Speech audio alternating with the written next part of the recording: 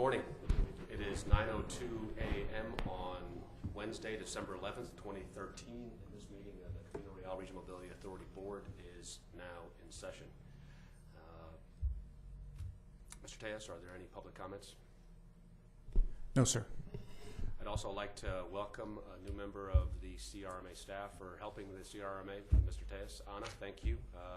Look forward to working with you and your assistance with the board and our efforts to bring mobility projects forward in this community, so thank you.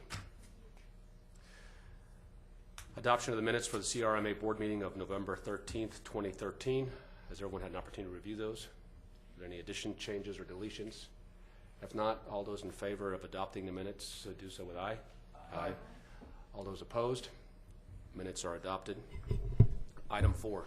Discussion and action on a board resolution approving a term sheet with the Texas Department of Transportation regarding the development of the Loop 375 Border Highway West Extension project and authorizing the Executive Director to execute a memorandum of understanding in accordance with such term sheet. Mr. Tejas. Raymond Tejas, Executive Director of the Camino Real Regional Mobility Authority.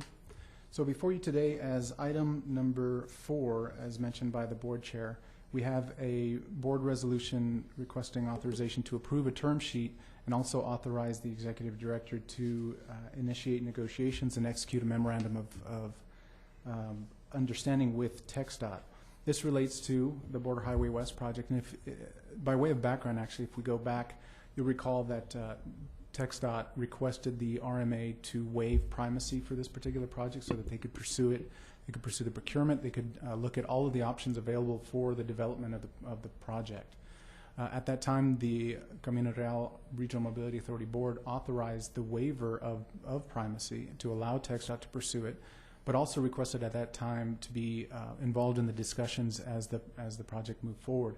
In particular, this board expressed interest in potentially serving as the operator for the Border Highway West tolled components once they come online. So, as you know, TxDOT has been moving very quickly on the procurement process for Border Highway West, and as part of that, they've reached out to the Regional Mobility Authority and asked if we would be interested in partnering with them. So what you see before you as part of your backup is the term sheet, whereby the RMA would then get plugged back into the project. In terms of the highlights, and this is all included in your backup and online as well for the public, kind of the high points here are that some of the development of this term sheet should look very familiar to you in that it looks somewhat like Chavez. It looks portions look like the Statesboro 601 project. We'll go through some of the highlights. So the first point is that TxDOT would grant. TxDOT is looking at this project as potentially an $800 million project. So what they're looking to do is grant the Regional Mobility Authority $600 million for the development of the project, but also the RMA would then also be tasked with the development of the tolling improvements, very similar to what we've done with Chavez. We'll develop the design we'll also be responsible for the construction of the tolling improvements, and then at the back end we would actually operate the tolling component as well. Outside, those are obviously the high points. Outside of that, I would mention then that there are, within the term sheet, there's a provision for what's referred to as project interests. So if the project were to remain as an $800 million project, the Camino Real would own 3/4 of that project by virtue of its provision of the $600 million grant from TxDOT. So the reason why that's important is that at the end of the day, once the toll revenues begin coming in, those toll revenues would then be split according to the project interest. So in the instance of a $600 million contribution from the RMA and an $800 million project, those revenues would then be split 75% to the Regional Mobility Authority and 25% to TxDOT. Of course, with that comes the liabilities as well. If the revenues do not cover the operation and maintenance expenses, then the Regional Mobility Authority would be responsible for 75% of that shortfall, while TxDOT would cover 25%. Now, similar to what we've done with Chavez, we've also built in some language there that says in the event that there is a shortfall, TxDOT would assist in the early years in covering that shortfall, and then once the revenues are ramped up, then we will balance out at that point.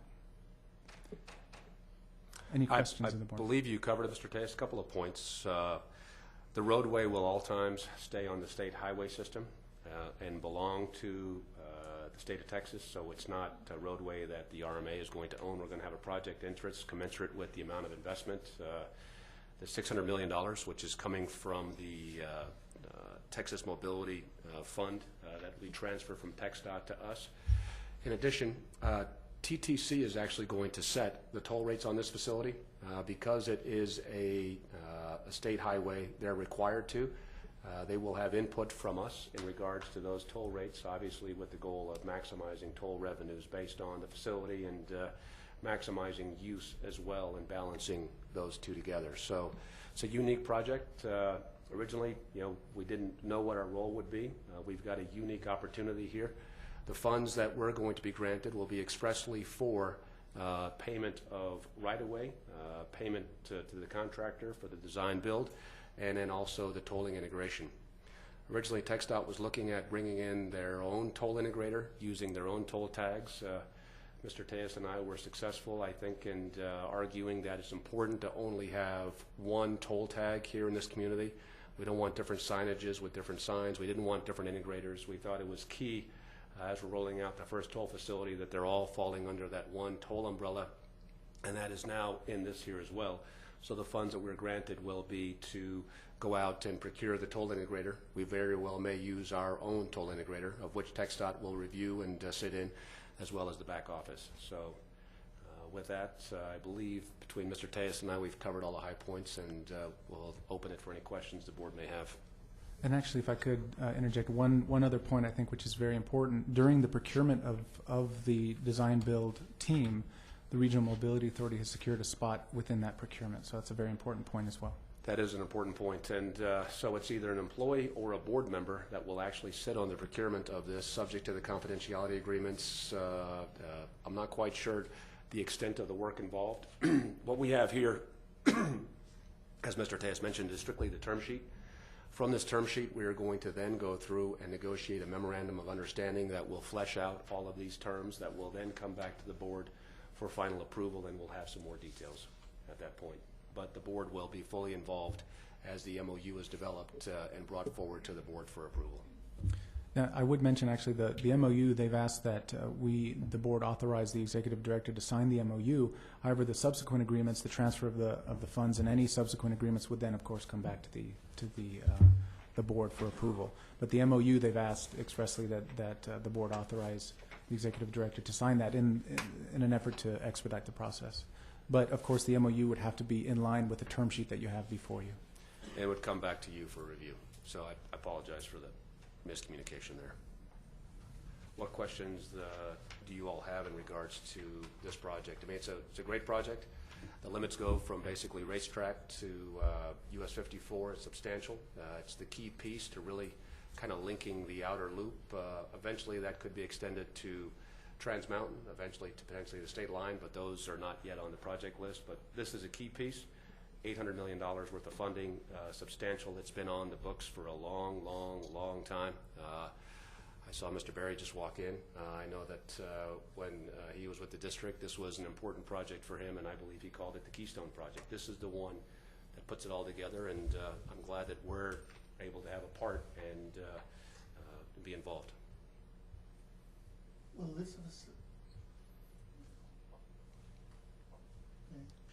this facility be named the Chuck Berry Expressway? Yes. I'm not quite sure what it will be named. All kidding aside, I think that Ray and the chairman done a real good job of coordinating and having one toll system. I mean, with such a small community that's growing, it's difficult to have two systems. Do we have the ability to put an insurance policy in place to protect us in case the tolls don't rise, number one? And number two, as you may know, previous comments that I've made, I'm very high on having our facilities be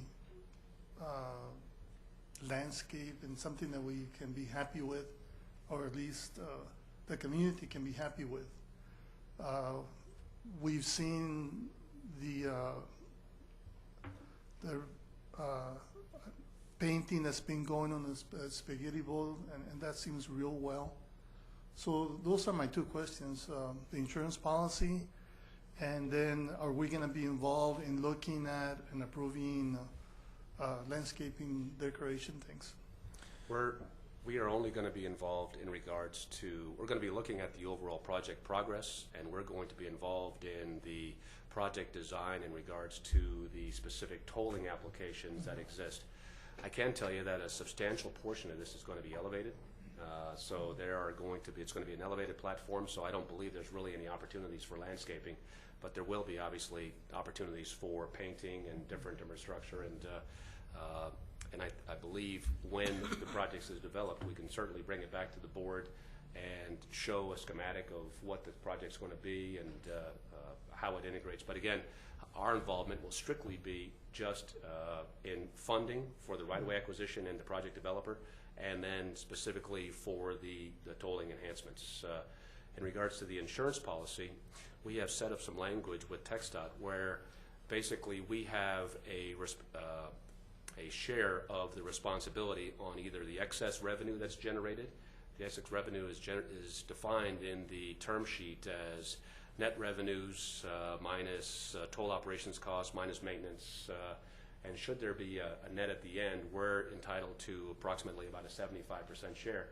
If there's not a net at the end, if the tolling revenues don't cover that, then we are also responsible for the 75% of the additional costs.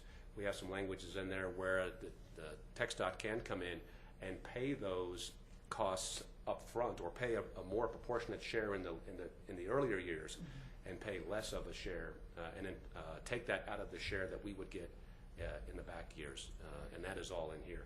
In regards to an insurance policy, Mr. Tejas, I'm not quite aware of what we could do there or what might be available. Nor am I. I was going to pick up on what the chairman mentioned to you. In addition to that, I would mention also the early drafts of the term sheet actually had all of the liability falling to the Regional Mobility Authority. So we shifted that, and I think that was very important. So we've already made that change. No, I was just wondering if there is such an insurance policy to, I mean, we can insure just about anything, so it's just. I'll look into that, absolutely. And then secondly, as some of you may know, I wear different hats, so maybe a New Mexico sign on the exit to New Mexico 273 may be appropriate. We can talk to That New may be Mexico asking about too bringing much. in some funding for that. Thank And you. certainly be glad to sell toll tags as well. So Yes, just absolutely. whatever we need to do. What other questions are there? This is a rather significant opportunity for the RMA, and I just want to make sure that everyone's had an opportunity to voice any questions or concerns they may have. I guess there's a question about how the state sets their toll tag fees, since ours are based on, time of day and traffic. So how would this be different? It'll be different in the standpoint that the TTC will have the primary responsibility for setting the toll rates. How they will look at that, I'm assuming they are going to look at it. Mr. Tejas can probably tell us a little more, looking at maximizing revenue and maximizing traffic and finding that area where the two come together. There will be input. We have language in this particular term sheet where the TTC will set the toll rates with input from the RMA. However, at any time that it's also in the term sheet, should the toll rates not be covering current costs, the TTC can come in and raise those rates should they so decide. So that is all in this particular term sheet. In regards to how those rates are set by TTC differently from us, do you have any input there, Mr. Tejas? I don't at this point. The RMA has not been involved in any of the development of this project to date, so I assume once we get plugged in, then we'll start digging into all the details. Move to approve. There's a motion to approve. Is there a second? Second. All those in favor? Aye. All those opposed? Item 4, authorizing the action on a board resolution approving a term sheet is approved. Item 5, discussion and action on a board resolution authorizing the executive director to execute an interlocal agreement with the County of El Paso regarding the county's recently adopted vehicle registration fee. I also notice out in the audience, we have Eric Morales, the county attorney, and Ernie Carrizal, director of public works, with us today. I'd like to thank you for your for coming out here, Mr. Tejas. Yes, sir. Turn it over to you. So this item involves the vehicle registration fee that was recently adopted by the County of El Paso. As you know, they approved a new fee that added $10 to your vehicle registration cost, and that fee commences in January of 2014. As you recall, we met with the county in August, just prior to them adopting that. And the statute that actually allows for this vehicle registration fee mandates that fee, once generated, go to a regional mobility authority within the county for which it was implemented. So we've been discussing this item with the county for quite some time. So what you see before you today is the interlocal between the county and the RMA that identifies how really the vehicle for the passage of the vehicle registration fee from the county over to the regional mobility authority. What you'll also notice is that although it transfers the funds, it does not permit the regional mobility authority to actually go out and pursue projects just yet. It actually requires for a secondary step, which would then call for project agreements, which could include one or more projects. And that project agreement would actually identify the specific project we're looking at doing, the cost estimates that we're zeroing in on, the type of whatever financing we were going to issue, and that sort of thing. So all of the details will come later in a project agreement. This interlocal is really serving as almost as a master agreement between the parties, so that the funds can transfer over to the RMA, and then subsequent agreements will actually identify the individual relationships between us for individual projects. And those project agreements would then go before the county commissioners and be approved by the county commissioners, ensuring that they've got control of the variety of funds that are coming in. Currently, it's the TRZ funds that are being set, and I believe Socorro is set to vote on finalizing their TRZ, I believe, tomorrow. The two TRZs with Horizon and with the County of El Paso have been set, and in addition to vehicle registration fee. So there's a substantial amount of dollars available to move a number of projects forward, and I believe the county is ready to get a number of these projects that have been on their list into the design phase and into the let phase. So this is the vehicle, this interlocal agreement is the vehicle that allows that process to begin. Are there, Mr. Carizal, Mr. Morales, are there any comments that you would like to make in regards to the interlocal? No, sir. Just we would like to thank Mr. Taz. He's been really great to work with on this. We've spent a lot of long hours on it. I appreciate his work on it as well. Thank you, Mr. Morales. If there are no questions, is there a second? Second. All those in favor? Aye. All those opposed? Item 5 is approved. Item 6, discussion and action on a board resolution to authorize the executive director to execute the following instruments in substantially the same form as attached, as they relate to the Loop 375 Cesar Chavez Border Highway Managed Lanes project. A, conflict waiver for legal services on an interlocal agreement with the North Texas Tollway Authority regarding the CRRMA's promotion of the NTTA's toll tag and related activities. B, interlocal agreement with the NTTA regarding the CRRMA's promotion of the NTTA's toll tag and related activities. And C, work authorization number 20 with Atkins North America, Inc. as the CRRMA's general engineering consultant regarding the provision of various toll operations services. Mr. Tejas. So as mentioned, all of these items relate to the Cesar Chavez Express toll lanes as we are preparing for the opening later this month, or actually early next month. At the conclusion of these items, actually, we also have representatives from our media group, our marketing group, from Lopez Marketing, so I'll ask them to come up once we go through these items to brief you all on our outreach plan and let you all know where we are. So item 6A then deals with a conflict waiver, and really 6A ties into 6B. As you know, we use the law firm of Locke Lord out of Austin, and of course they are the attorneys for most of the regional mobility authorities in the state, but they're also the attorney for, or one of the attorneys for, the North Texas Tollway Authority. So that's why this ties into item B. So what we've done under item A is ask for a waiver of potential conflicts so that they could work on the item under B. So if we'll jump to item B then, item B is the interlocal between the Camino Real RMA and North Texas Tollway Authority.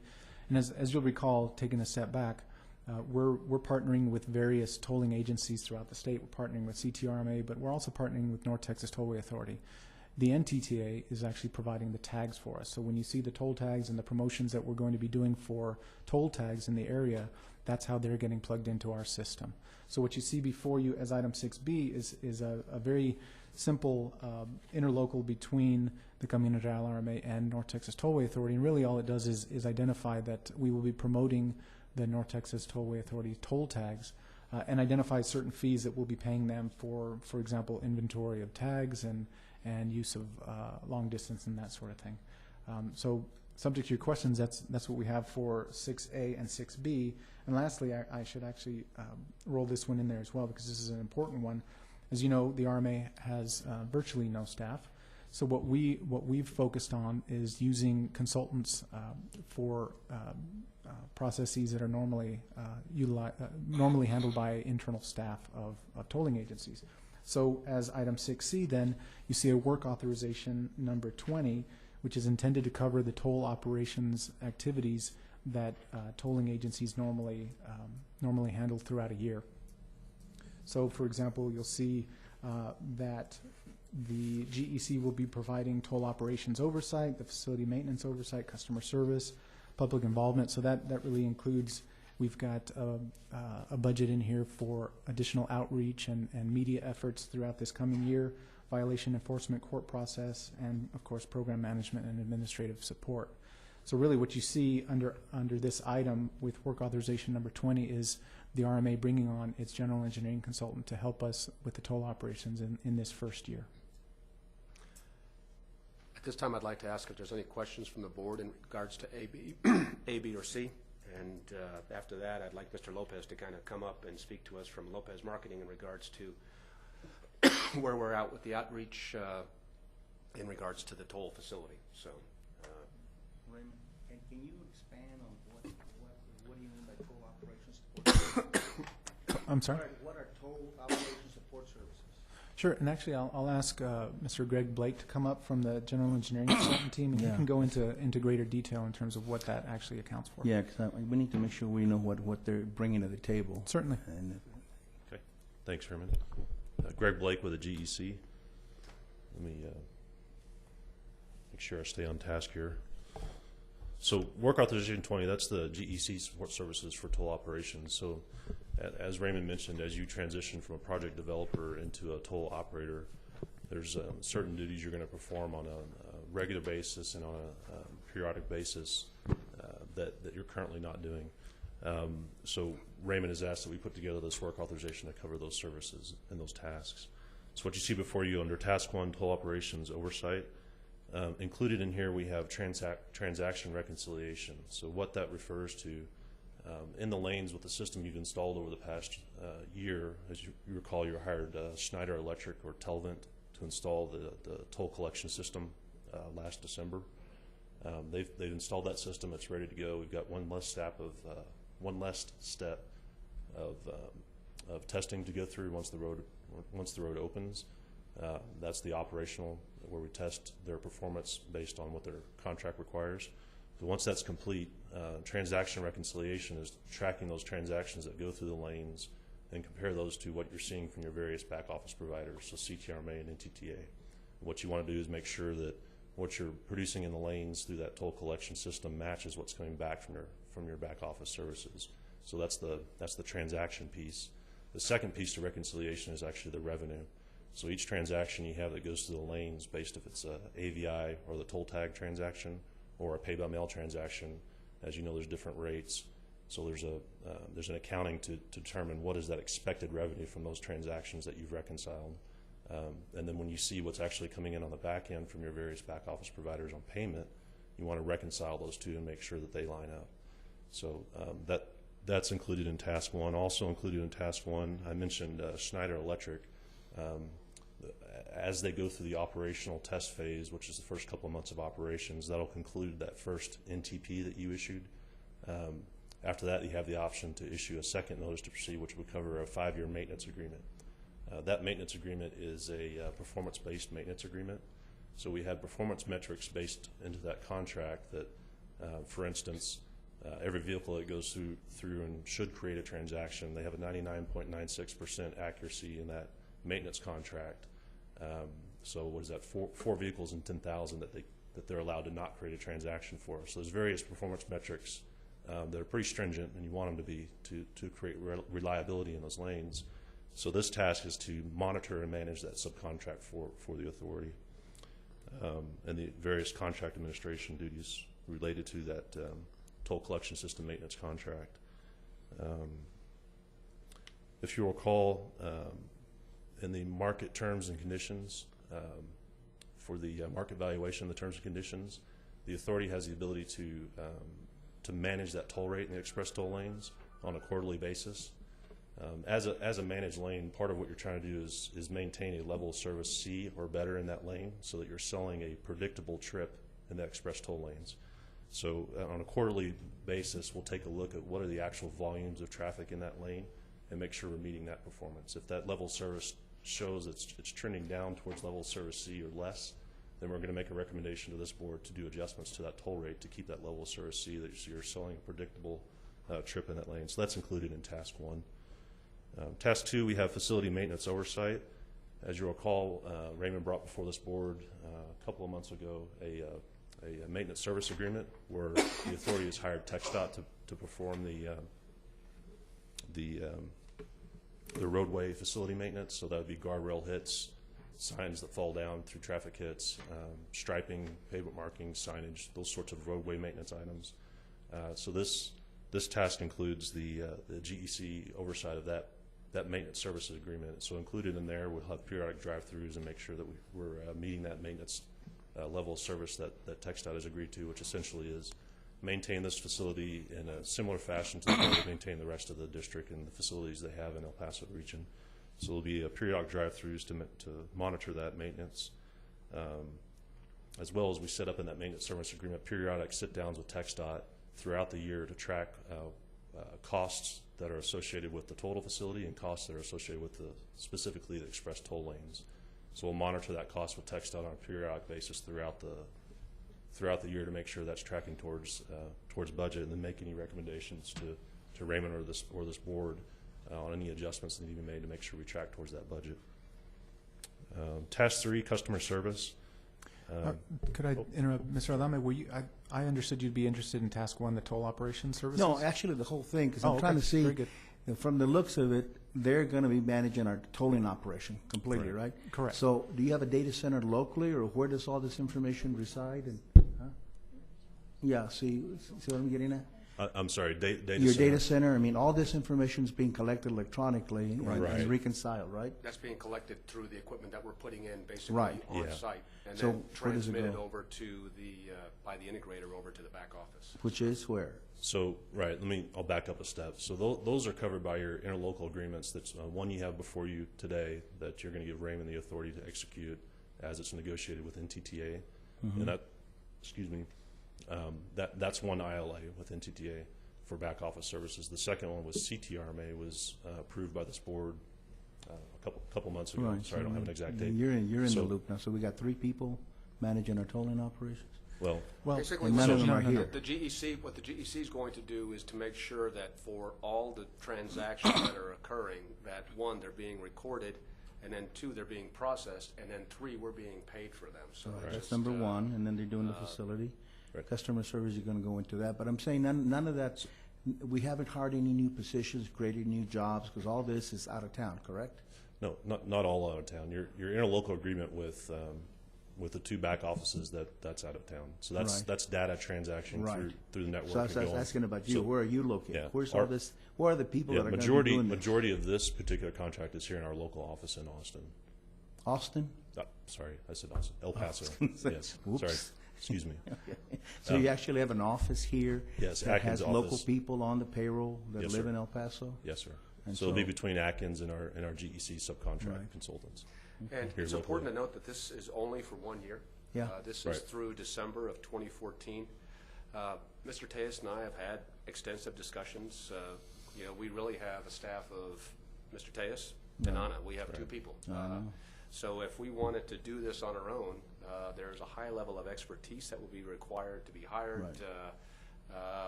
And it's just at this point in regards to where the RMA is in our development and our staff and capabilities. Right.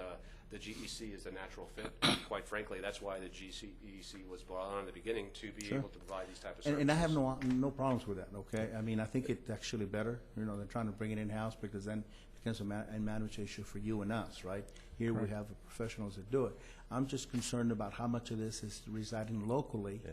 Since it's all local money, okay? And are we just sending it, the cost of sending it to Dallas, sending it to Houston or whomever? So I asked, where's your data center? I assume you're gonna have, you gotta have That's not- some way to collect all this information, because you're gonna reconcile, Yeah. right? Right, Mr. Adame. So those transactions are coming from your project host server that's here locally, that's housed in your Yes, it's on the the side of the Zaragoza road. Bridge facility. Right. And that's part of your toll collection system that's been Okay. installed over the past year.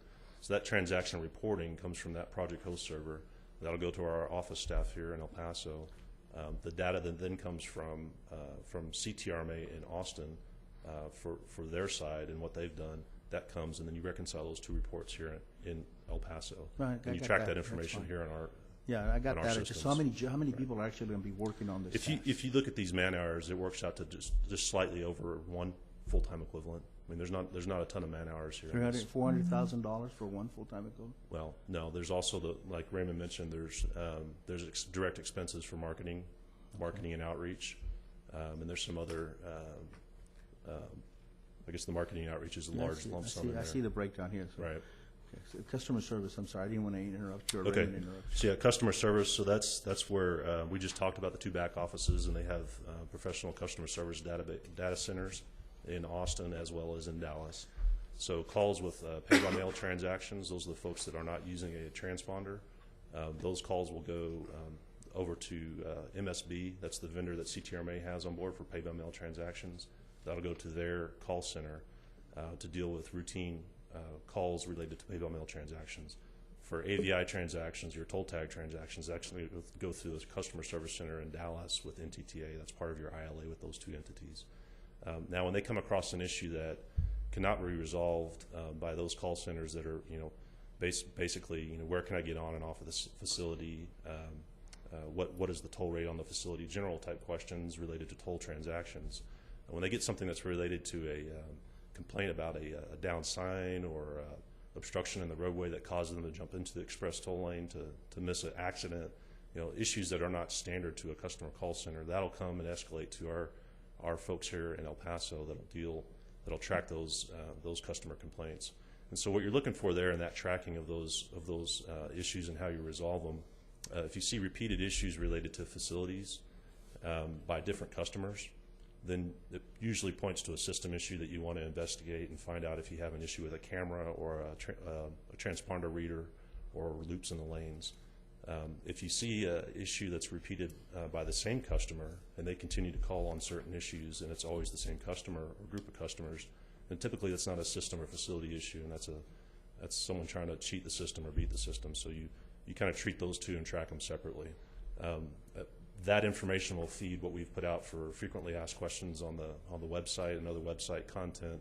As you look through periodically and look at the grouping of questions, you might make some tweaks to your website and try to deal with those issues before you get a phone call or in the messaging on the roadway with signage. So that's what's occurring with Task 3. Also should mention that management of the non-revenue accounts with emergency vehicles, that's another task that's included there under Task 3, customer service. And then we mentioned public involvement. That's press releases, public announcements that this board wants to do throughout the year. We have a budget set up for that one, as well as issuing information through TxDOT's PIO and the RMA on lane closures required for periodic maintenance. So, subject to any questions. Any questions, Mr. Blake? Mr. Blake, thank you for that very thorough explanation. Sure. So, appreciate it. She wants to talk. Rosario? If this is on, okay. There's just a real important point, and that is that the public is going to be interacting with NTAA. That's the website, that's the phone number, that's who they're going to see as the North Texas Toll Authority. They're not going to see the Camino Real Regional Mobility Authority. And so there might be some confusion there. And I think that you also might want to explain, I'm sorry, you left before I had a chance to figure out the microphone, what the MSB is and what the CTR is, and how the public might also, what those interfaces are and how they're part of the NTAA. Certainly. Since they're Do not you wanna going to go have through the interface with us. Sure. Okay. So if I understand the question or concern is how does the customer understand why I'm talking to someone in Dallas or why am I talking to someone in Austin? when I have an issue of a toll facility here in El Paso. Will they Right. even know where that person's located? I mean, Yeah, that's what I was going to get to. Essentially, when you make that phone call, it's going to be it's a local number. it's going to be a local number that's routed through 3 lines we have going up to NTTA for the toll tag. And will they actually answer the phones NTTA, or will they answer the phones? Right now, it's set up. It'll be North Texas Tollway Toll Tag Call Center because that's what it is. It's the toll tag call center. So the folks will know when they sign up for a toll tag, they've gone through NTTA. So there should be some recognition that this tag and this account is owned by NTTA. That's sprinkled throughout your content on the website with your FAQs. Right. I And believe so it's there is a actually- recognition. I think, I Chairman, actually you've just signed up. I've signed up. I've received my tag, and I believe it actually says NTTA toll tag on there. So it's, Right. So there is brand recognition there. That's on your roadway. The big orange T is going to be up there on the roadway. So that there is a link there, and you are promoting them as your toll tag. Right. And like the chairman mentioned, there won't be any indication that you're talking to someone in Dallas, Austin, San Antonio, or El Paso. It is a local number. And hopefully the majority of people that will sign up will be, the easiest way would be through our website, through the epexpress.org that you were instrumental in helping us Right, with, or right. through the CRRMA.org, and then there'll be the list of FAQ that Mr. Lopez is developing. Hopefully our website is going live next week because the toll roads are looking at opening sometime in January, so we'll be able to clarify a lot of that on the front end before the sign-up process. Yeah, no, I just wanted to clarify that, and then Right. there's 2 other potential interfaces. Well, one other would be Or telephone numbers, points right, of contact. That, Central Texas Regional Mobility Authority. That's CTRMA, and that's the second ILA you have for back office services. And they have a vendor named Municipal Services Bureau, MSB. They do all the pay-by-mail transactions. So when someone drives through the lane and it doesn't have a toll tag, they'll get a picture of their license plate, and that goes with that transaction and ends up with MSB to process that transaction. The back end on that is that's what comes in the mail to the customer here in El Paso region, and it has the message that this is it's marketed for CRRMA Loop 375, but MSB is listed on there as well. There's a local number for people to call if they don't want to just write a check or put a money order in the mail and take care of their toll bill if they have a question. There's a website they can go to for MSB. Or a telephone number they can call. And I can't recall if that one's a local area code or a 1-800 number, but it's a number they'll call to resolve any issues they have there. And then at that point, if MSB can't resolve that issue, that's when it gets escalated back here to El Paso to take care of through customer service. I'd mention also that this procedure that Greg is outlining for you is actually in place with the Northeast Texas RMA as well as the Cameron County RMA. The only distinction, though, is that we're promoting the toll tag as opposed to the text tag. So in Cameron County and Northeast Texas, those RMAs are promoting TxDOT's text tag. That's the only distinction. Yet they have the same, or I should say, they're using the back office of TxDOT and also Central Texas RMA. So this is not, and I'm not aware of any major difficulties with the communities down there in understanding and utilizing this process. So I think once we get it rolled out, I think it'll be a little more intuitive than it sounds like right now, because right now, without seeing the website, I'm being told by city's IT that we'll be up Friday, with media rolling out next week. So once all of that starts to get out, and you'll see the website, you'll be able to work with it, and I think it'll become a lot more clear at that point. Mr. Tays, back to Ms. Holguin's question, I guess. So the 2 points of contact that, say, a user of the toll facility could have is either A, with the NTTA, or potentially with the MSB, but they wouldn't necessarily or wouldn't be talking to the Central Texas RMA. They're just an interface. So potentially it's the MSB, which is the video billing, or the NTTA for questions on the toll tags, or sign up with the toll tags for telephone sign up, or whatever the case may be. Is that correct? Correct. The only third option would be if something gets escalated and needs to be handled locally with a very facility-specific issue that we would need to track down. That would be the third point of contact, but that's through one of the first 2 you mentioned. Ms. Holguin, did Mr. Blake answer your questions? thank you. Okay.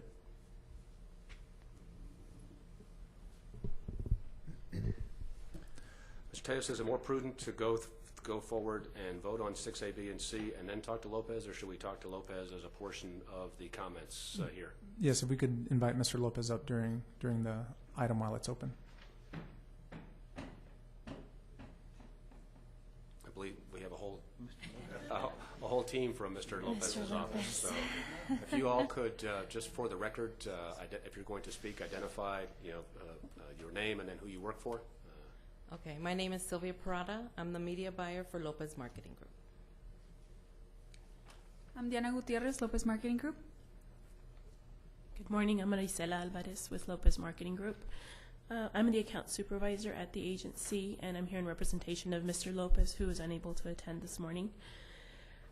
We were asked to come in and provide you all with an update on our media efforts, on our outreach efforts in general. I'll provide you with the top line of it, and then I'll hand it over to Sylvia, who will give you the detail on stations and frequency and reach, etc.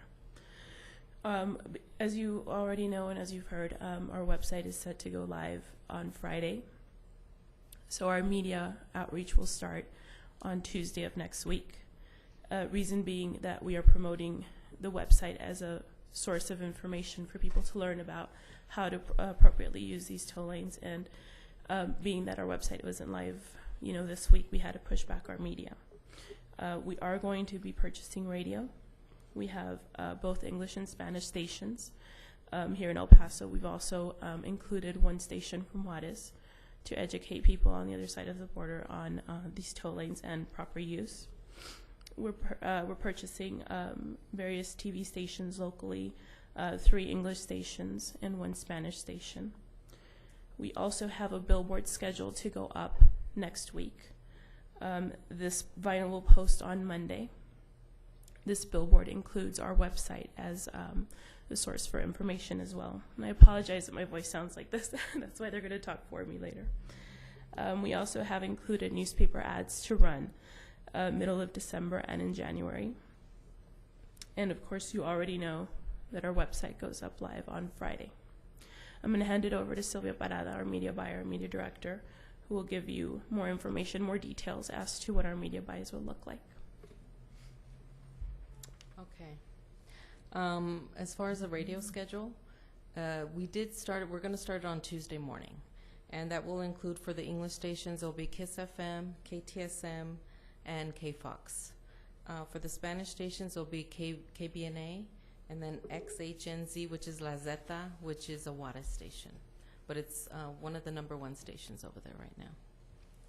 And it will begin on Tuesday, like Kiss FM, and it will end on March 16th. We should have in December about 6 spots per day, 6 spots per week, I'm sorry, along with matching free spots. With the holidays right now in December, they are kind of full, so that's give or take. It's not always guaranteed for those free spots. We will get more in January and February because that's when they open up more on their availability. And that probably works better for us since we're looking at potentially a late January opening. So exactly. That probably works well. Mm-hmm. And then for KTSM, that's a shorter schedule. It will end in February. But again, they do have about 6 times per week. And we're targeting more morning drives. So when people are driving, they're listening to this saying, oh, I'm stuck in traffic. Maybe there is another solution. We can go another way. So most of our schedules are targeting morning drive, and the free spots are all day. They could be all day between 6 a.m. between midnight also. How long did I hear you say that the radio spots will go through March? Is that correct? On some stations, like Kiss FM, it'll go through March. The Juarez station through March, KBNA and KFOX. The KTSM schedule will just go through the end of February. And do we have a plan to kind of reintroduce it sometime around midsummer or third quarter of next year to begin talking about the toll roads again? As far as this budget, no, it just goes up to This is March. a one-time budget up through March. In terms yes. of newspaper, television, we also have some purchases and there. Billboard.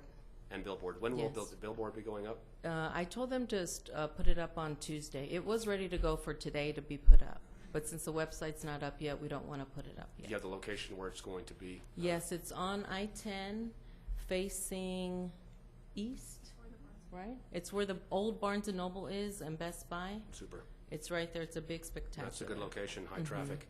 Do we, Ms. Holguin was instrumental in helping us come up with a specific link. I believe it's epexpresstoll.org. Will that be live on Friday as well? So if somebody hits that link, it'll link over to our website, specifically the toll section? It should be, right?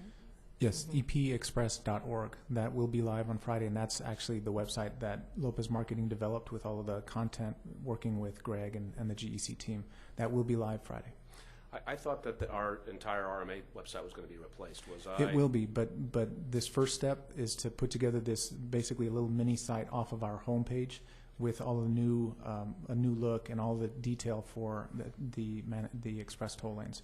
Then we'll come back when we have a little bit more breathing room and revamp the entire website to match. Super. And then it'll be very clear if someone comes to the RMA website what the link is to get to the specific EP Express site. Is that correct? Absolutely, a very prominent site. In fact, we're talking about that now on the homepage, so that you have a very prominent location on that homepage to get straight into the Chavez Express toll lanes.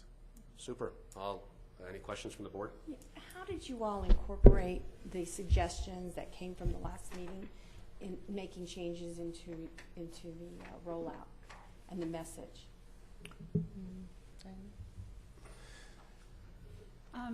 Are you talking about the domain name, or can you be a little bit more specific? Actually, I think Greg's got something here. So what we did was, after the last board meeting, actually Joe Lopez, Greg Blake, and I each wrote down our notes from the meeting, and we had a laundry list of the requests of the board. We went basically through them and checked them off as we incorporated them into them. So I have those if you'd like me to read them into the record, or I can share those with you after.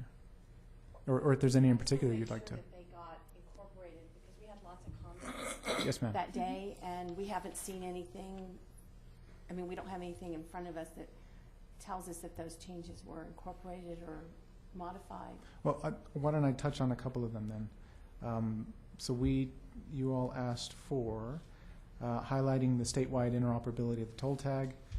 So this was done in the FAQs, the buck slip, and other messages. So the buck slip is the item that, for example, when you go and use the facility with through pay by mail, you'll get a slip in there identifying toll tag as a better option, a cheaper option, that sort of thing. So that it's included in there.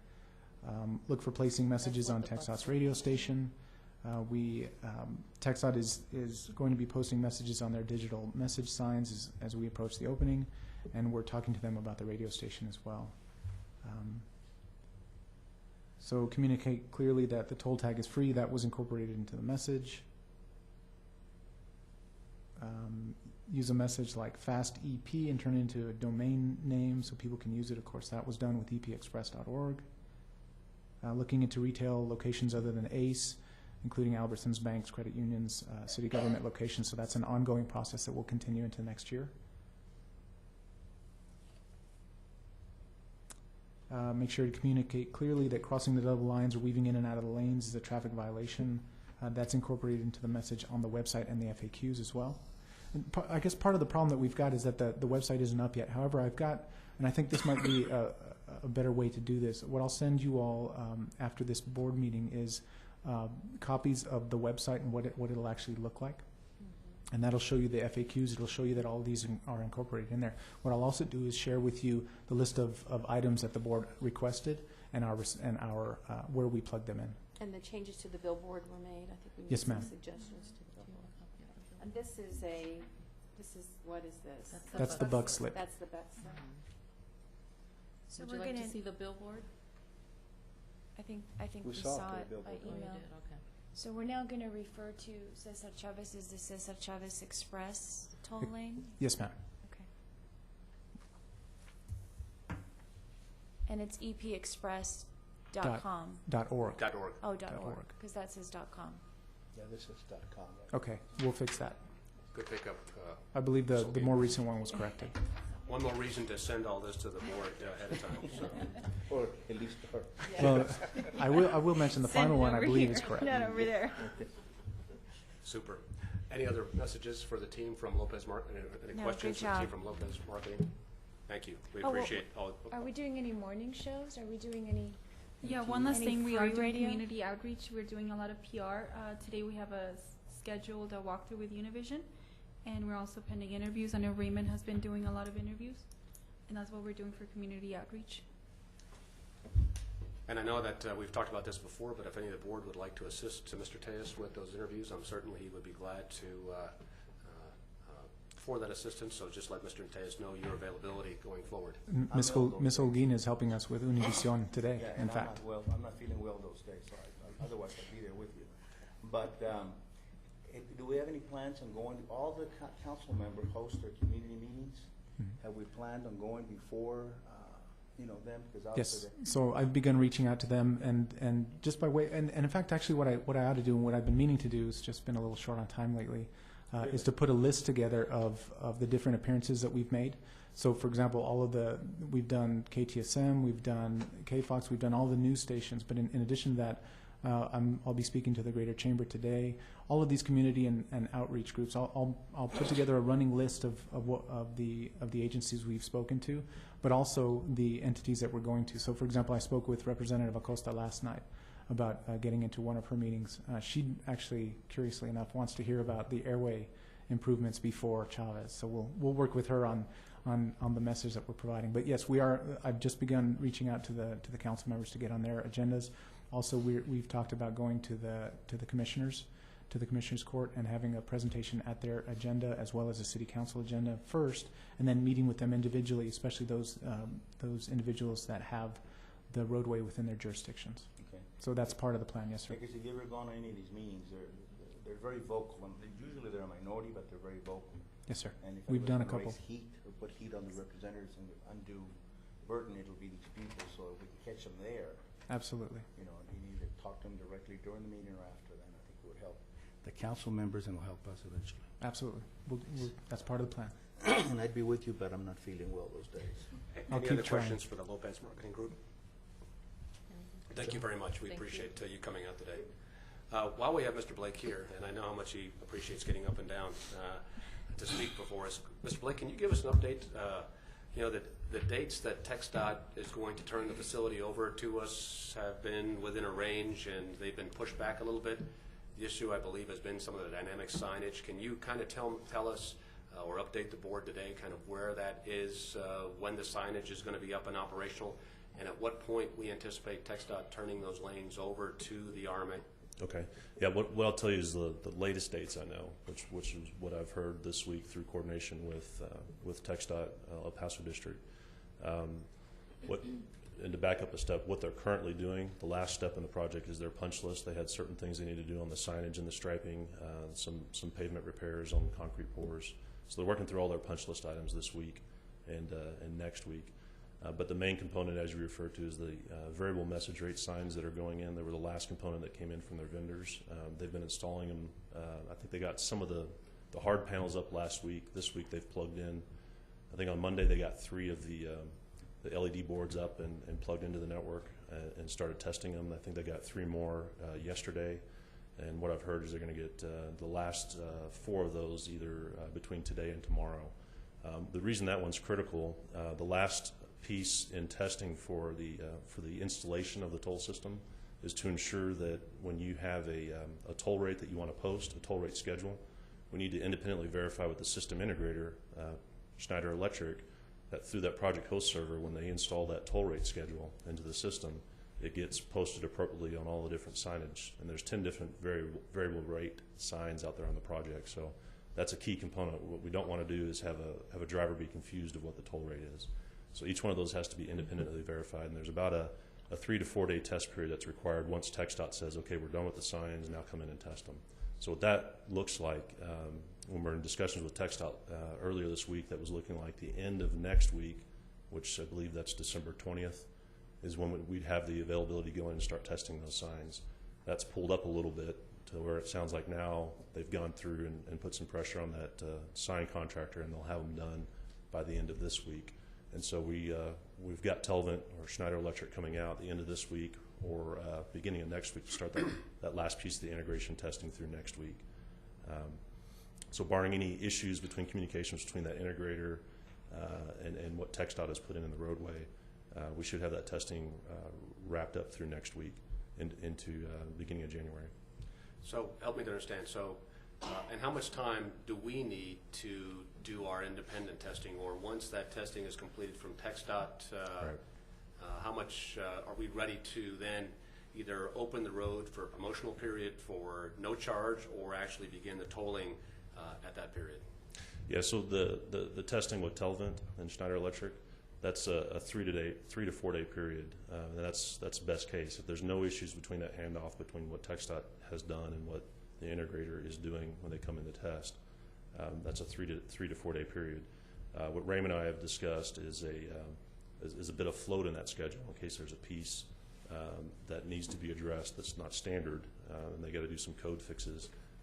We've asked for a little bit of float through the holidays, and so we were targeting the beginning of January, the first couple weeks of January, to get that opened up to the facility. What So would be the one last piece that wasn't settled with TxDOT was, are they willing to keep that lane closed off during that period of time when they say they're done with the punch list and done putting the signs up, and when we're testing the signage with the integrator. That testing could theoretically be done while there's live traffic out there. You'd have to do lane closures or post other messages to say this is test period or whatnot, so there's not confusion with the traveling public. Ideally, you keep that lane closed and let Telvent do that testing while that lane is closed. Got it. That's a final piece of coordination with TxDOT to understand if they're willing to keep that lane closed off until we're ready to turn the switch and start tolling in January. Did that answer my question? So the lanes are closed right now? The lanes are closed. Currently, I guess they are closed, The yes, question sir. is will TxDOT allow the lanes to continue to be closed while we're doing the testing, or do the lanes need to be open during the test period, at which point the signage will say test period, no charge? What's a firm date that we could be looking at in January? Let's say the 15th or the 18th, whatever that second Monday in January. Could we have everything completed by that time and be ready to go at that point? Yeah, I think we were targeting, was it that Friday, in that second week? The 10th? Right. I don't remember the date that Yeah. we were. But second week in January, and I think we were targeting Friday instead of a Monday. Mr. Taste, if you could just keep the board updated from where we're at. So as I understand it, TxDOT's going to be finishing up their work, finishing their punch list. The GEC, along with Telvent, needs some time after that to do some testing. Preferred that Right. all the facilities closed. If not, it's open, and we'll have to make sure that it's somehow clearly posted. It's testing only, and then we open somewhere in the second week of January is what we're looking at. Right, and to help with that messaging, TxDOT has agreed they'd let us use their dynamic message signs. Those are those large rectangular, normally blank signs, or you see amber alerts on them periodically, but they've agreed to let us use those on the facility to put that message out there that either the lane is open and it's currently no tolls, or that that lane will open on this date to tolling. It depends on how we're going to deal with it, keeping that lane closed or having it open during the test period. So that's that last piece of coordination with TxDOT this week. I'd like to get a firm date. I mean, we're Agreed. about a month out. I'd like to start firming that date up and then making certain that we can absolutely meet that date. So if we need to push it back a week to make sure we're absolutely 100%, I don't want to put out that the lanes are going to be open and then there's a snafu. So I'd like to have a date that we're 100% certainty, even if we need to build in a little bit extra time. So if you'll work with that, Mr. Tejas, to develop that date, and then we can alert the board and then work forward from there. We'll do. And then also, as part of the media communication, we can include that as well. Right. Any questions for Mr. Blake? After a rather extensive discussion on 6A, B, and C, is there a motion to approve? All those in favor? Aye. All those opposed? Items 6A, B, and C is approved. Item 7, discussion and action on a board resolution to authorize the executive director to execute the following funding agreements and amendments in substantially the same form as attached as they relate to the Phase 1 of the proposed bike share program. A, advanced funding agreement with TxDOT. B, the interlocal agreement with the University of Texas at El Paso. And C, First Amendment to the interlocal agreement with the El Paso Metropolitan Planning Organization and the City of El Paso. So the bike share is back on the agenda, Mr. Tejas. Hopefully it looks like it's here to stay. It's in a much smaller form, and I believe it's gone from $2 million to about $720, but Mr. Tejas will give us all the details. Yes, sir, it's back. So at the November board meeting of the Metropolitan Planning Organization, as we discussed briefly in our last meeting, the MPO's board approved a smaller program. As the chair mentioned, it dropped from a $2 million total project budget down to a $720,000 phase 1. And that was important. That was stressed by the Transportation Policy Board of the MPO, that this is intended to be a phase 1. So Because of those changes, and unfortunately the changes were made at that early November meeting of the MPO, so we didn't have time to pull together all of the agreements necessary. So what you see before you today under items 7A, B, and C are whether they're amendments or actually new agreements with our partners in this particular project. So as mentioned, under A, you have the advanced funding agreement with TxDOT. Under B, you've got the interlocal, which is essentially the funding agreement from UTEP. And you have a First Amendment to an interlocal with the MPO and the City of El Paso. The reason why you have a First Amendment there is that under the original program, the $2 million program, the city, the MPO, and the RMA all took action and actually executed the original agreement with the $2 million total project cost. So we're having to go back and amend that original agreement and drop it down to the $720,000 budget. You don't have that under A and B because neither UTEP nor TxDOT, clearly TxDOT didn't sign the funding agreements, but UTEP hadn't signed it either. So in those instances, we're just simply replacing the original draft with this current revised version. So subject to your question, the rest of it remains the same. The project budget, to recap what we discussed in last month's meeting, the total project budget is $720,000. That includes $276,000 from the rider rate funds from Texas Commission on Environmental Quality, includes $24,000 from the University of Texas El Paso's Student Government Green Fund, and it also includes $100,000 from the City of El Paso. Outside of that, the remainder, which is $320,000, is actually coming from the MPO. It's actually coming from the Federal Highway Administration through the MPO, and that is the funding cocktail for this particular program.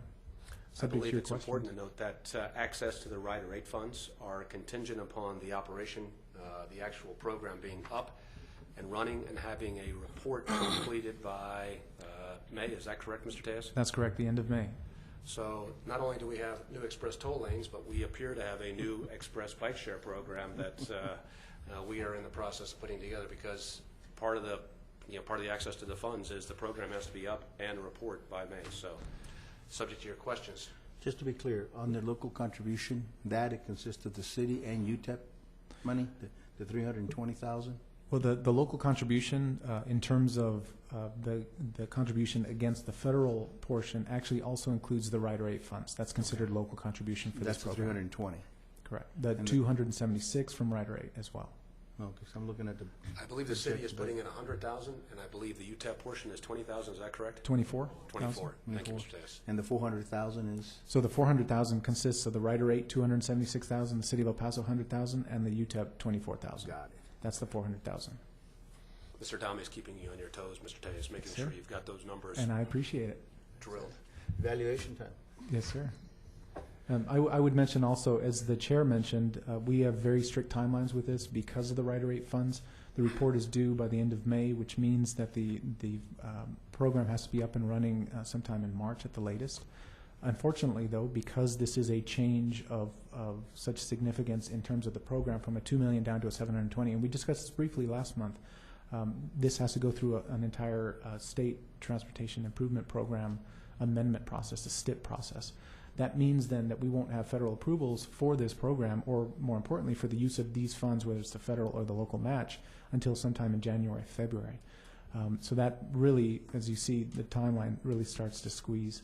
On top of that, I'm understanding from the MPO that there may be some additional hiccups, so this approval may actually push into February, unfortunately. So as you'll see in the next items, we're trying to line up as many things as we can without using any fundings, any funding streams just yet. Are there questions on 7A, B, or C? No, just a clarification. Where is your interlocal with the City of Austin to procure this equipment? It's not in any of these?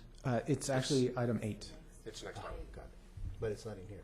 No, sir. These are just the funding sources. Got it. So that's how I separated this within the agenda. Okay.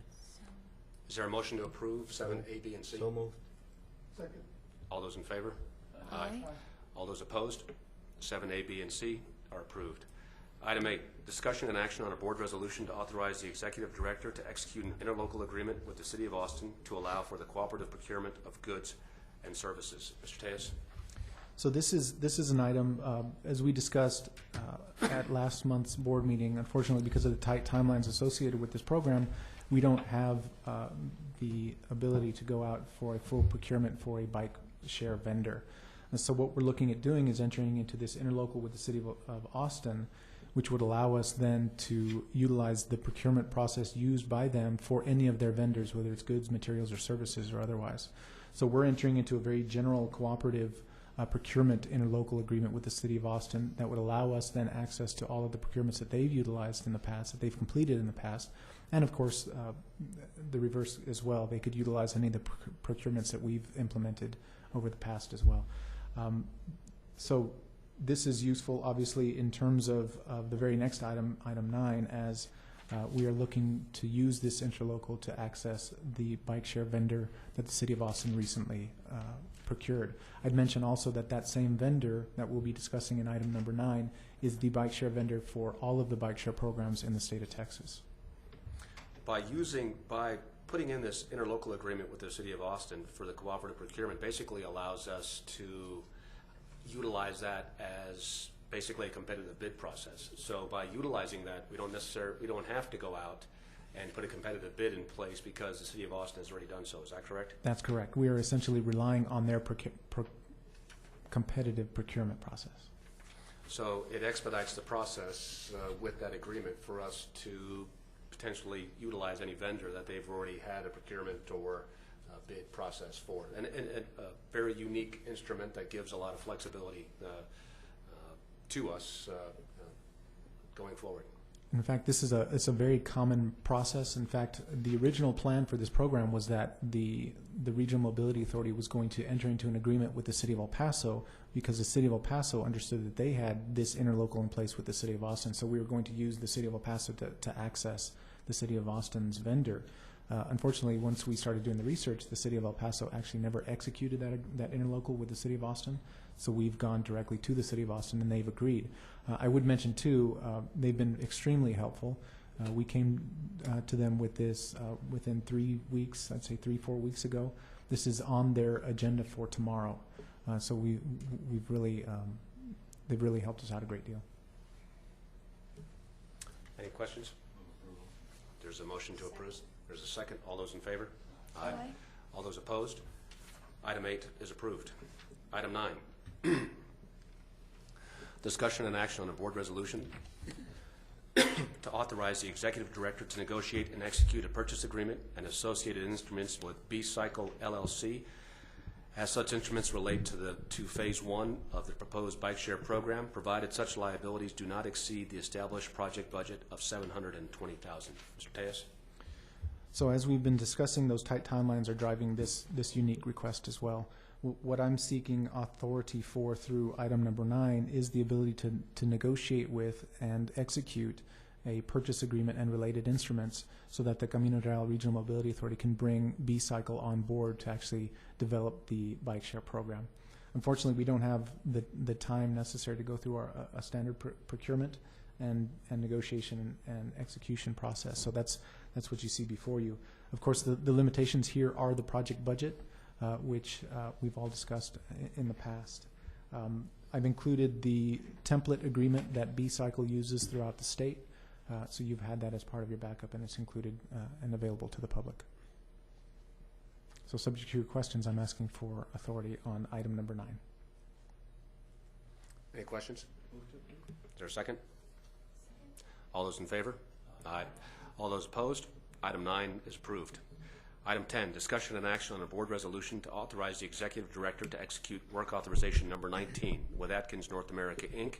as the CRRMA's general engineering consultant for an operational review of the City of El Paso's International Bridges Department due to the importance and potential benefit of the department's activities on the CRRMA facilities. Mr. Tejas.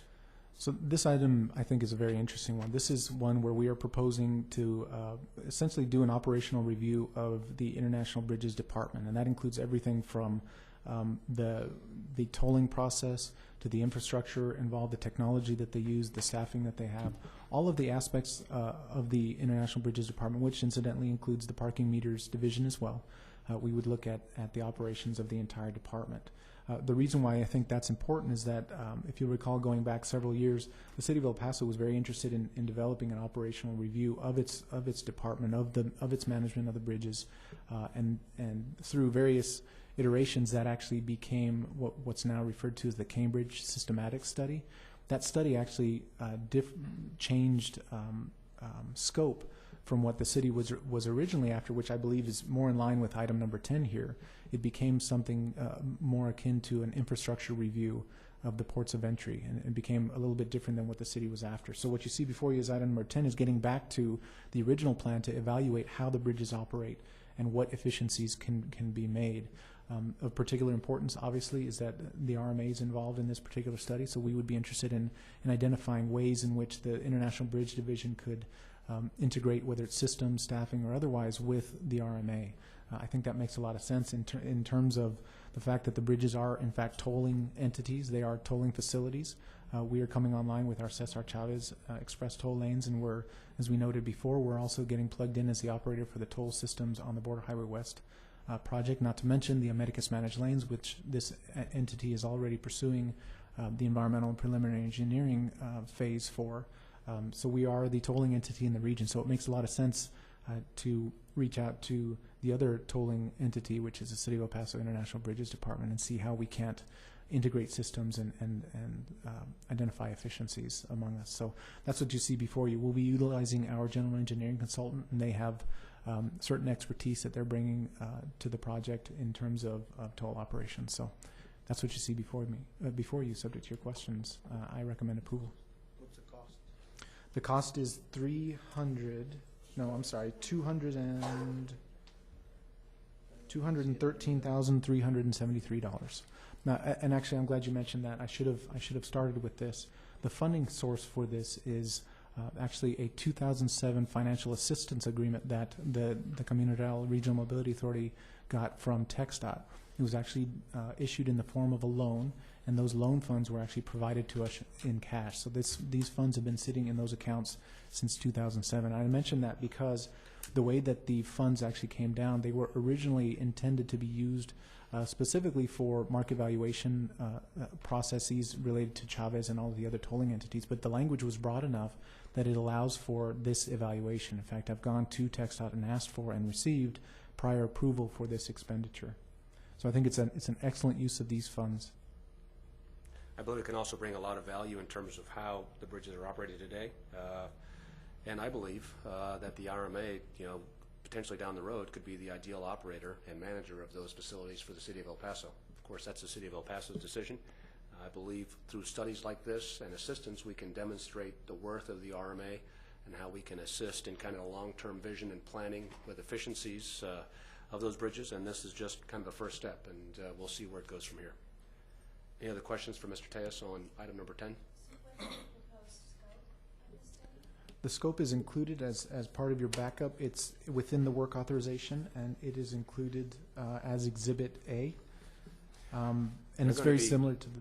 They're going to be interviewing, the toll operators. They're going to be looking at cash collection. There's going to be really a fairly comprehensive look at how the tolling on the bridges is conducted today, how the bridge operates.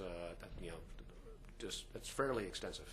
And I think the most important part of that scope, in my mind, is the final report. The final report will actually list out action items that the International Bridges Department, the RMA, whatever entities involved could do, actual action items and associated cost estimates to make those improvements. So it's a really important report that I'm really looking forward to receiving. I have a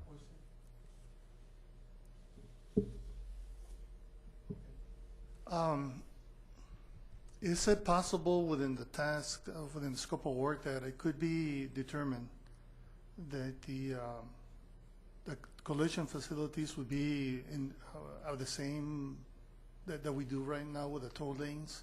Could we use the same toll tag, or is it going to be a different toll tag? Number one, and number two, parking meters. Does the city have any parking garages now or in the future, and can that be incorporated? And then within the bicycle program that we're integrating, can all those toll facilities be unified? And then lastly, you know, this is a compliment to the RMA board, which I'm a part of, that we're going in a multimodal direction. We started off as a road and highway because that was the initial focus. So now we're branching out, and I appreciate that. I think the answer to all of your questions are, at least theoretically, yes.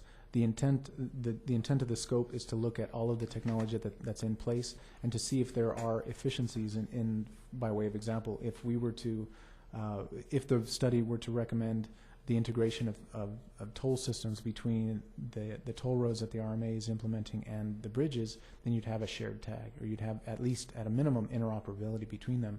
Similarly, with parking facilities, we've discussed this a little bit over the past couple of years, where the idea would be that you really have a singular account. That account is more of a mobility account than a toll tag account, and that account provides you with your transponder that gets you in and out of the region's toll roads, which are operated by the RMA, of course, across the international bridges, in and out of parking facilities, and then hopefully you would be able to link that to the same account that actually allows you to check out the bike share bikes as well as swipe at the parking meter. So ideally, all of those systems would be integrated, and you'd have a mobility card that's managed by the regional mobility authority. So clearly, in my mind, that has to be an alternative that we are at a minimum looking at. Now, whether or not the management of the bridges ever comes to the RMA, I think a lot of these technology linkages can be made without regard to who's actually managing them. And then I think the last question you had was in relation to the city, whether it had any parking facilities. And they do actually have some, the Civic Center, by way of example, the Union Plaza Transit Terminal. Sure.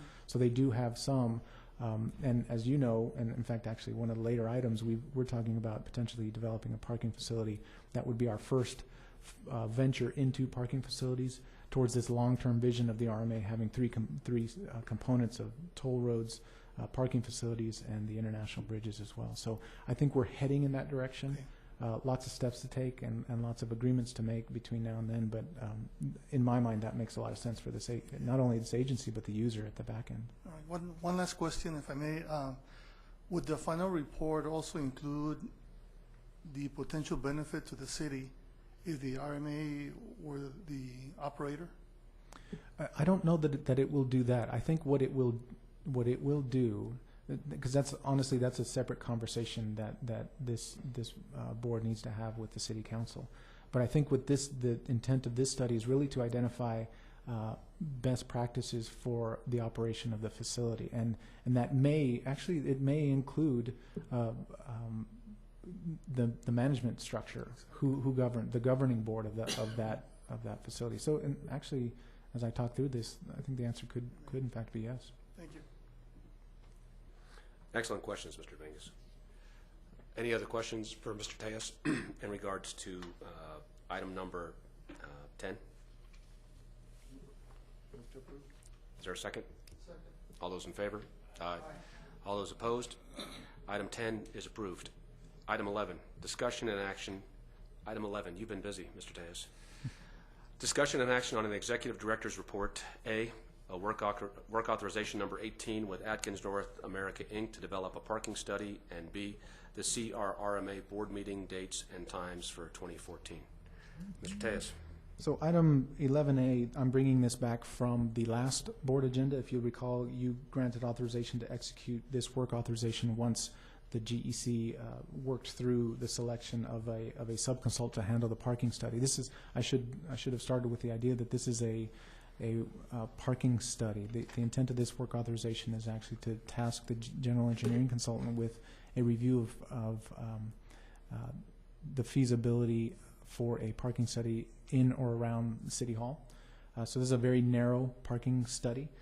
So what I committed to at the last board meeting, once you authorize the negotiation and execution of this work authorization, is bringing back the final executed work authorization. So as part of your backup, you will see the signed work authorization, and you'll see that the total cost is not to exceed of $45,000.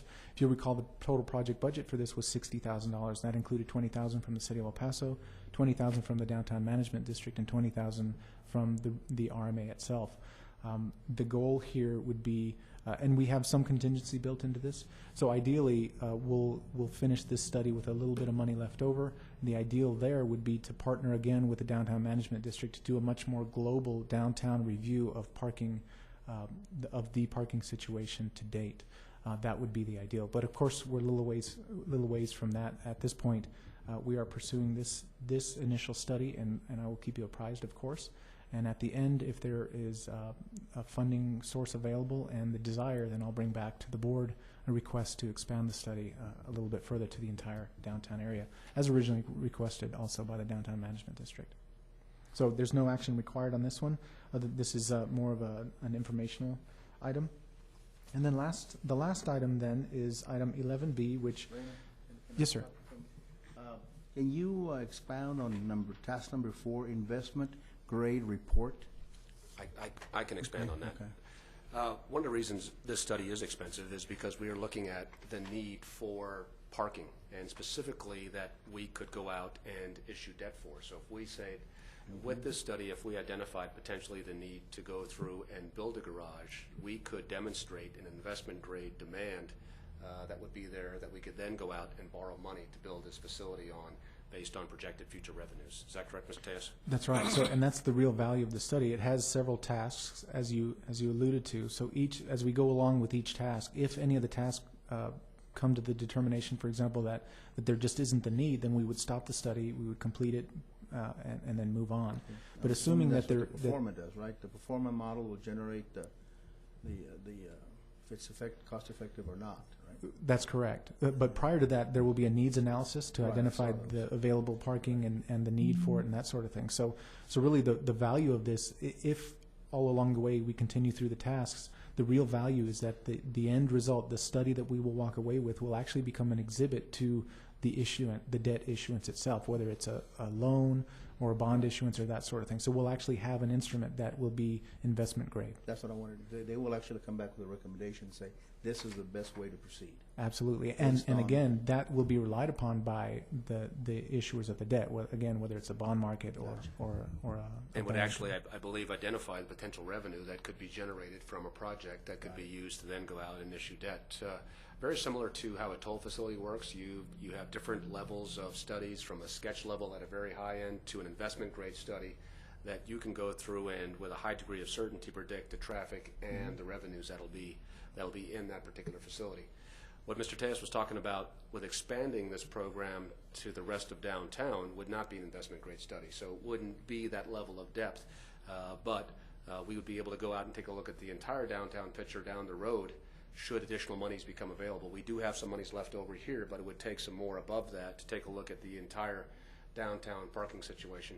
I also asked Mr. Tejas to sit in and discuss with Mr. Marquez, the city engineer, and because he's currently looking at traffic and parking downtown specifically for the Chihuahua games. So there's a lot of different components. Parking, as we know, coming to these board meetings, is an issue downtown. We're looking for solutions. I believe we can be a provider of solutions. The first part is taking a look at this study and seeing what really is the situation, and then going from there.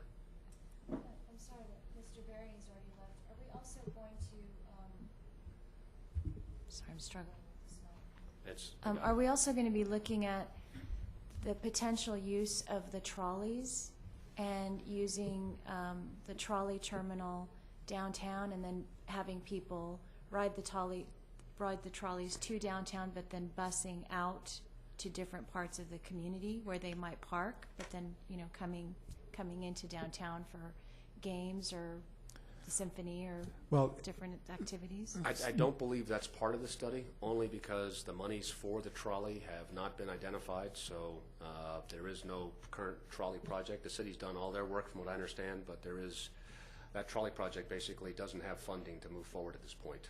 And I don't believe there's a projected date for that project. Is that correct, Mr. Tejas? That's correct. And beyond that too, the study that we're developing is really for this side of downtown. It's much more closely tied to City Hall. In fact, we're looking at the surface lot across the parking lot here.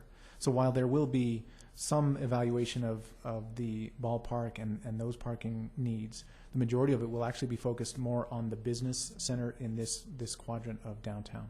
But I say that, not being a parking expert. That's the reason why we brought on the GEC, and they brought on a sub that specializes in this. So they will actually identify the actual study area and whether or not we're looking at the trolley. But again, I don't know that we would be looking at the trolley. I think we would clearly be looking at the ballpark, at least tangentially. In the past, I've expressed concern that we coordinate with Sun Metro. And you've stated that we are coordinating with Sun Metro, which is good. But within the parking garages, it's really a good idea to maybe investigate the possibility of having a Sun Metro stop, if that's within their system, so that we can, park and then take a bus someplace. I mean, that's just using common sense. Absolutely, and we will include them. In fact, you'll notice in the scope for this particular work authorization, the City of El Paso and the Downtown Management District are peppered throughout the entire scope, so they'll be heavily involved in this. Now, we'll be working directly with Matthew McElroy and his team, but he, of course, will be charged with asking the rest of the affected folks, and we'll reach out to Sun Metro specifically. Now, what you're really referring to is more of once we get to the design phase and a little further into this, but certainly I've noted your interest, and I think it makes sense too. It absolutely does. Any other questions on the parking study? I believe the next item, there was no action required. Is that correct, Mr. Tejas? That's correct. The next item is the CRRMA board meeting dates and times for 2014. Basically, what we have proposed is the second Wednesday of the month from February through December of next year. The January date is open because City Hall is not available at that time, so Raymond and I will be working together to put together a January date, present that to the board as soon as we have that. So is there any concerns in regards to the 9 o'clock second Wednesday of the month? Do we need a motion to approve the No, dates sir. going forward? No, sir. So then those are the dates. I will keep you posted in regards to the January date as soon as we have one become available. As it is December and another year has come and gone, I'd like to again thank the board for their dedicated service. As everyone knows, the board is a volunteer position, and it's because of dedicated community members that are involved and engaged and want to make a difference in the community that things get done on these boards. And so I'd like to thank you again for your service, and how grateful I am to have served with each and every one of you this year, and look forward to your continued service to the board next year. Also, I'd like to tell Mr. Tejas how much I've enjoyed working with him this past year, and look forward to really a number of exciting things in 2014. So, Thank you. with that, is there a motion to adjourn? Is there a second? All those in favor? Aye. All those opposed? We are adjourned at 10:29 a.m. on Wednesday, December 11th. Thank you.